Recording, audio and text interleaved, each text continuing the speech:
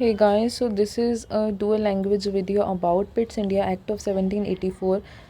इस वीडियो में सबसे पहले हम इंग्लिश में बात करेंगे और इसके बाद हम बात करेंगे इसी एक्ट के बारे में हिंदी में। So let's start the video. So first of all, in English, PITS India Act of 1784. So this act was enacted to improve the provisions of Regulating Act of 1773 to bring about better discipline in the company system of administration. As per this act, there were to be two organizations, that is the Board of Control and there was to be a Court of Directors. The Board of Control had 6 members, which was set up and was headed by a minister of British government. All the political responsibilities were given to this board. The concept of trade and commerce and the related issues about trade and commerce were under the purview of Court of Directors of the company. So you can see the different aspects of this act, in which Board of Controllers was given the political responsibilities and trade and commerce was given to Court of Directors. And then the provinces had to follow the instructions of central government, and if the Governor General came to know that any province was not implying the instructions given to it, then he was empowered to dismiss the failing provincial government as well.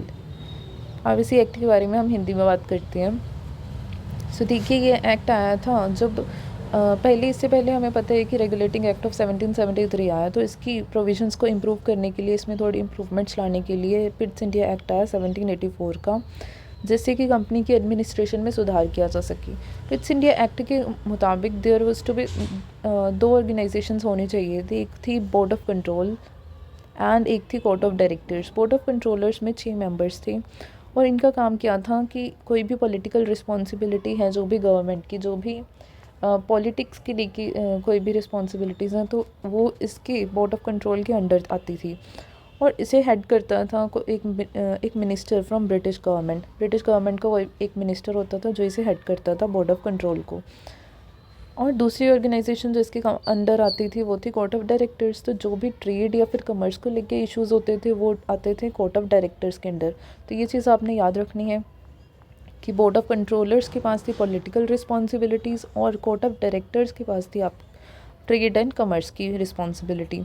तो जो भी provincial government थी, provinces थे, उनके लिए बाध्य था कि वो जो भी सेंट्रल गवर्नमेंट ने कह दिया, जो भी इंस्ट्रक्शंस दिए हैं उनको पूरा करें। और अगर गवर्नर जनरल को ये लगता है कि कोई भी प्रोविंशियल गवर्नमेंट फेल हो रही है इस काम में, तो वो उस गवर्नमेंट को हटा भी सकते थे और अपना शासन वहाँ पे लागू कर सकते थे। ये था concept Pitt's India act of 1784 के बारे में। Thank you so much.